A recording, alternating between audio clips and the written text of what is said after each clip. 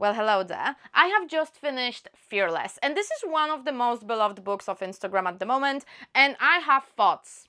I have a lot of thoughts about it. So what we're gonna do here is I'm gonna give you two things. One is a non-spoiler review with a star rating, as well as the spoiler review. This is the number 2, and I'm gonna just mark it so you don't get any type of spoilers, okay? It's gonna be at the end of the video, and it's gonna be noted somewhere here, a lot of spoilers on the screen, so you'll not miss out on this. Now, let's talk Fearless, because there's a lot to unpack. Now, obviously, Fearless is the last book of the Powerless trilogy, which for some reason is a trilogy, but it has 4 books. Powerless, Powerful, Reckless, and then Fearless. I understand that this book is just like an add-on, it even looks differently, but still it kind of bothers me that it's a trilogy that has 4 books. Now, the basic idea of the whole series, starting with Powerless, just a really quick intro, is that there was some type of a plague that gave people powers. Now, it didn't give the powers to all of the people, so there's elites which have powers and ordinaries that don't have them. Now, like in the normal world, if someone is a little bit different, then they're gonna be, you know, punished for being different and disliked. Now, they also have something like a purging trials. Call it a Hunger Games, which is basically like a reminder of the moment when they gotten rid of ordinaries, which is kind of like in the Hunger Games when they gotten rid of resistance, I guess. Now, Fearless is the 3rd book in the series in which Paidin, which I'm not entirely sure actually if it's Paidin or Paidin, I'm gonna call her Pei throughout this entire thing because I'm not sure until this day, and I did not listen to the audiobook. So at this moment, Pei comes back to Ilya, and she is basically being judged, I guess, by the king for the things she has done, and it goes from there. Now, we know what happened in Reckless. Now, actually, since Reckless, like, I don't know where it happened, like the middle of the book, when they said that he has a little box, I already knew what's in this box, because it was just described in such a way that it was a little bit too obvious what's in this box, which kind of made me question things like, why would you want her to be delivered dead or alive if this is your plan? Now, obviously, in this book, it's not that he just kills her or she says no, because it's pretty big, okay? That's what she said. Like, things are going a little bit downhill. Generally, the book is written in the style that we are used to from the 2 previous books. It's pretty easy to read, it's pretty fast to read, there's a lot of action going on and a lot of really cool scenes. There's a lot of stuff that I actually liked, but there was also a lot of stuff that I did not particularly liked, and some things that were actually worrying for me. But this would give you too much of a spoiler, so I'm gonna digress on this one and give you a star rating, because why not? Is it worth it to read this book? I have my star rating here, so I won't mess up anything. Fantasy, 3 stars, because all of a sudden they have photographs. Why? I'm not entirely sure. It's good for the plot. Writing, 4 stars. It's easy to read, but I found a couple of typos, and I found a couple of sentences that I had to read a couple of times to understand what they meant, because they were not written properly in a way. Like, I'm not entirely sure what happened there, which is okay, but also I found some of this writing to be problematic. Storyline, 4 stars. It was kind of predictable. World building, 5 stars. I really liked the new queen type of a situation. I know I can say it without the spoiler thing because it's there. Just leave it there. Characters, 3 stars. I will say it, I find a lot of the characters in this book really problematic. They are really problematic. It's really hard to read if you have past experiences. Let me just say it this way. Plot twist, 3 stars. I kind of saw most of the plot twists coming. I did not see the last one, but still I kind of knew how the book is gonna end, so I'm kind of giving it 3 stars. A little bit predictable. Now, my favorite category, called Good for Her, 5 stars. Appreciate good. Romance, 2 stars. Now, don't get me wrong, I've been giving a romance rating to those books pretty low from the beginning, so I'm kind of leaving it there. It got a little bit better, but it's a little bit problematic. So overall, I gave it 3.7 stars out of 5. That's it. That's it when it goes to the star rating. Now I will go to the spoilers because there's a lot of the things that I really need to unpack with the people who already read it. And if you enjoyed it, don't forget to leave it a thumbs up, subscribe for more and stuff like this. And now let's just get spoilers. Lots of spoilers all over the place. Now, what is this book about? Spoilers, obviously, because we're gonna talk about what is this book about. Now, if you have read Reckless, you already know that we are starting this book from the moment in which Pei is getting a decision. So, is she going to marry Kit, or is she going to, I guess, basically die? Considering the fact that she has been in survival mode for however long that took,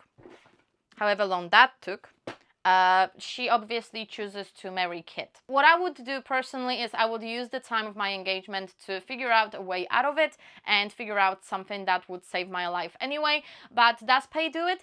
No.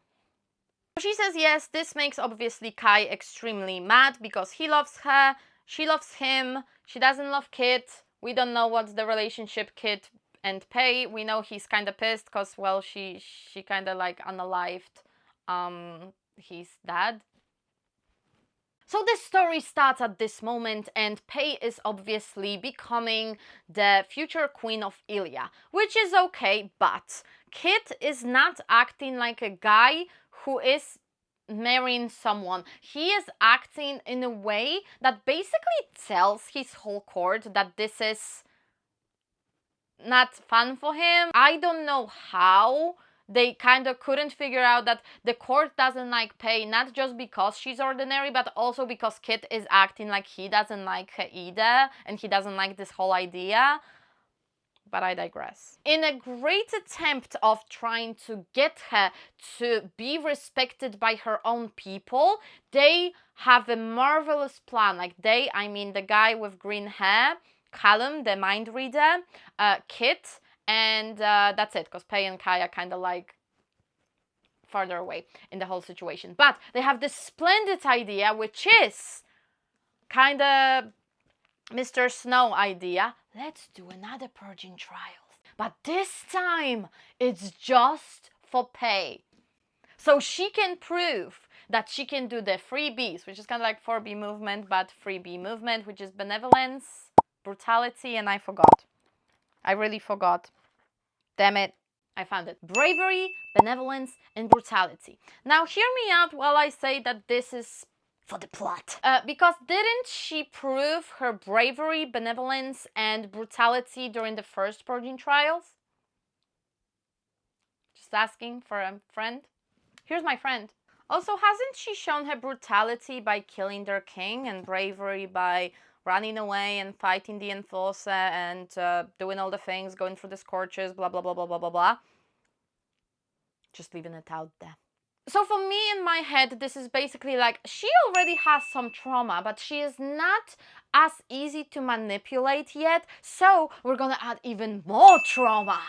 So to prove her bravery, she is being sent to the scorches, and from the scorches, she's actually going to... Like, I actually thought that there was a simpler way to get there. Yeah, so the Sanctuary of Souls. Like, she could actually have gone straight to the Sanctuary of Souls, but they decided to just re-traumatize her on the desert first. And now hear me out. At least in Hunger Games, you have a chance of getting some actual gear. Now, what they did was to send her into the caves without any source of light or a torch or anything like this. So it's not really a test of bravery. I guess it's a test of intelligence, witchcraft, luck, because no one knows where this crown is, and a lot of other things. Plus, she needs to go back by midnight. And it's like, I don't even know if they actually have a watch. But again, digress. Now, obviously, Pei finds the crown, gets a little bit stuck, and then basically, like, highwaymen are attacking her for the crown, which is, like, obvious, because I remember from the last book that the Sanctuary of Souls was basically a place of a highwayman, which is, like, you send her without weapons, source of light, or anything to go to the caves in which there also can be highwaymen. If this is not sending a message of I just want her to die and be a pariah and a symbol of something, then I don't know what is. Now she comes back, bleeds a little bit on this marble floor in the castle, and everything is fine. She finished her first one and proved that she is brave, lucky, can somehow survive in total darkness and without weapons and things like this. Really, a lot of things outside of bravery have been proven in here. I would actually consider her a goddess by the moment she came back with this crown, but that's apparently just me. So, for the second trial, in which she is about to prove her benevolence, she is being sent to another kingdom through the sea that no one has been using for a decade, which is also really weird. Like, they found a ship that was like 10 years old and a crew that haven't been on the sea for 10 years, which is totally like setting her up for success, doesn't it?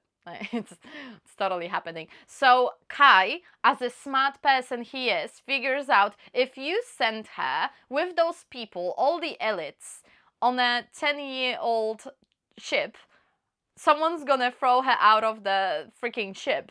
And I'm like, duh, they will. So Kai is like, I'm going with her, which Kit doesn't like. Of course he doesn't like it, because he's probably the one who was like hoping for it, because he's acting like he is.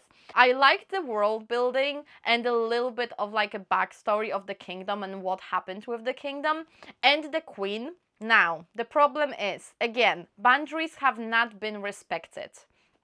Kai says himself like, oh, the crew will have a lot of gossip to go on. Do you want Pei to die?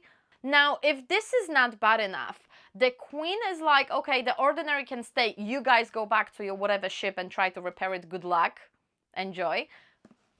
Appreciate. I understand. They're a little bit of a scary bunch that has magic powers and you don't. I get it.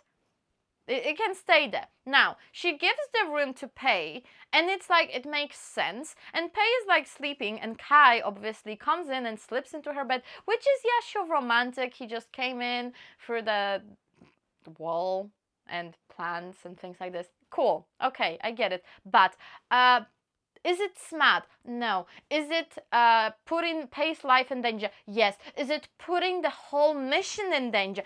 Yes. It is, because the queen obviously comes in for a tea and she finds them both in bed. Now, does Kai wake her up or tries to say something smart during this situation when he's being caught?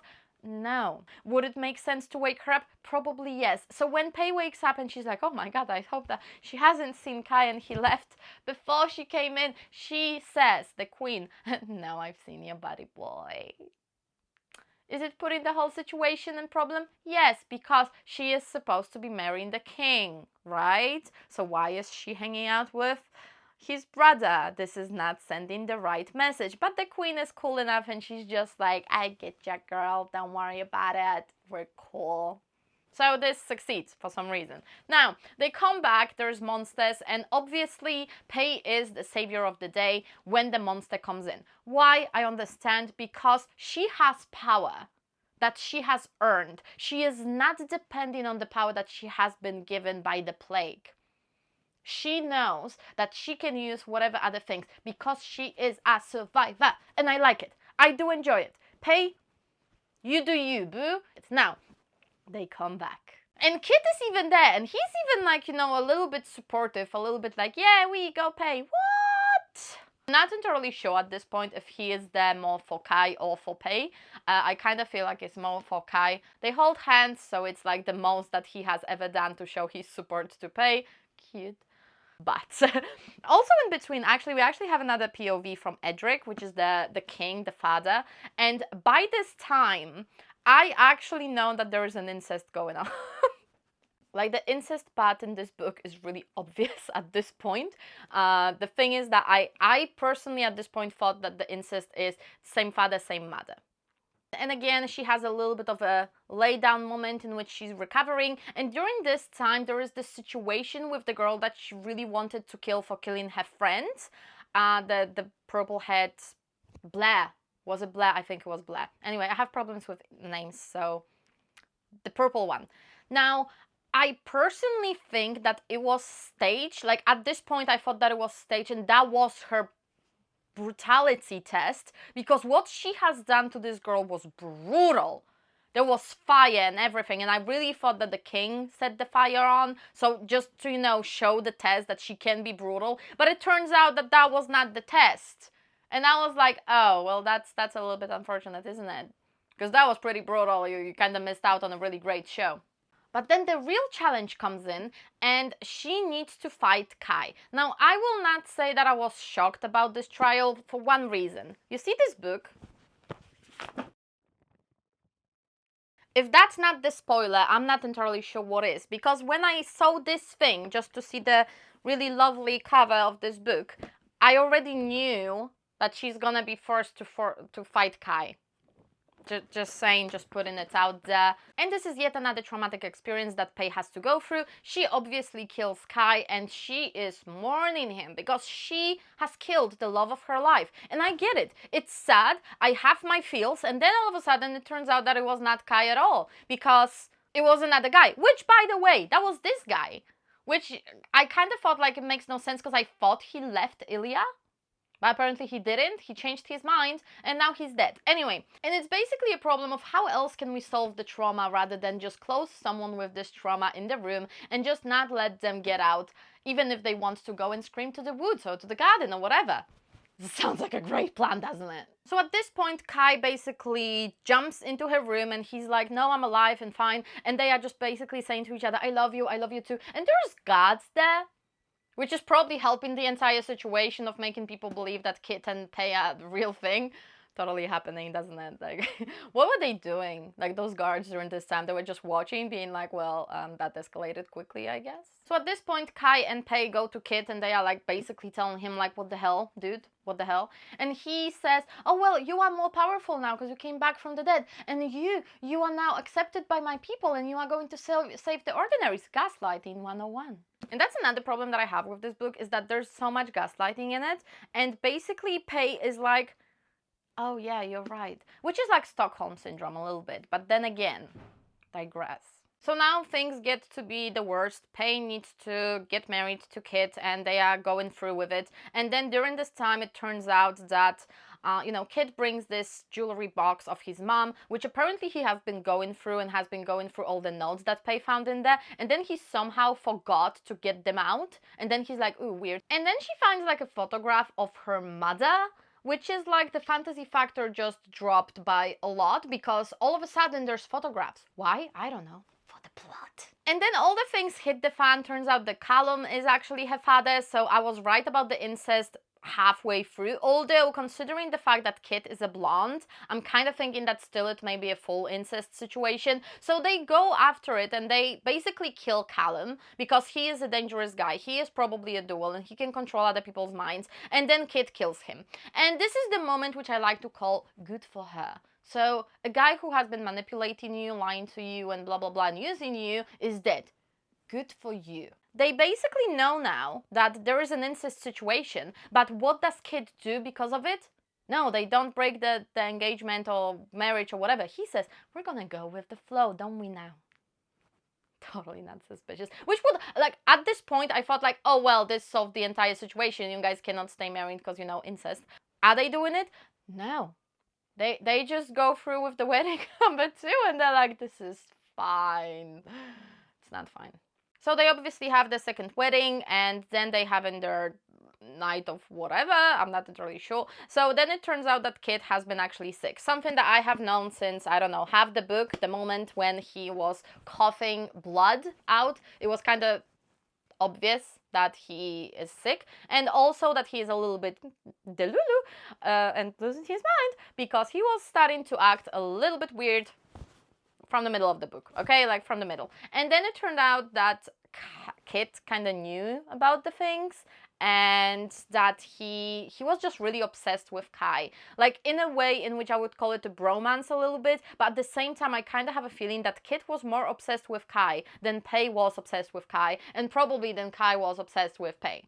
So he a little bit loses it and he's trying to kill Pei, and Kai stands like between them, and they are trying to do their normal brotherly thing, just to calm him down. They're going through their usual training sequence, and then Kit forgets to duck and Kai basically kills him. Now at this point I know that Kit is not going to survive, because that would be bad for the plot. It's again a situation of good for her, because another guy that was gaslighting her, using her, manipulating her, abusing her and stuff like this is dead. And then we jump to this situation in which she gets basically everything that she wanted. So she saved Ilya, she is feeling good, she has a child, she has Kai, everything is absolutely amazing, and they are absolutely loving it. All is great. And then we jump to an epilogue by Kit, which is like in the land of the dead, I guess, and they are just all waiting for someone. And it's kind of weird. Like, I would much more appreciate if the epilogue was this 5 years later thing, because the Kit thing was so out of place and it was a little bit weird. Now, I do have a lot of problems with this book, and I made a whole video about it at the point in which I was in chapter 50, and I'm not changing my mind, even though some people were like, oh yeah, but you're gonna know why it all happened by the end of the book. Yes, but it doesn't change the facts. It does not change the fact that there's so much abuse, psychological manipulation, gaslighting, and even a Stockholm syndrome that this could be basically a textbook, which made me think, like, is Lauren Roberts okay? If you want to watch it, I made a whole video about it, and I'm going into detail of what is wrong and why I think that this is wrong. So if you like psychological things inside of the books, this is what is going on in there. And yeah, I guess that's it. Would I say that this is a totally recommended? If you read book 1 and 2, then I guess you are inclined to read this one just to know what happened and how it finished. I actually finished this book just to know how it's gonna finish, even though I kind of knew how it's gonna finish, like, since this moment, like half of the book, I kind of knew that it's gonna go in a certain way, let's just say. And yeah, what are your thoughts about this book? What have you noticed? Are you agreeing with anything that I said? Or are you like, are you crazy, Lexie? Let me know down below in the comments, because I really need to discuss it with someone, and I don't really have a lot of people to discuss it with, and I really want to. So please leave me a comment. I want to talk about this book in particular.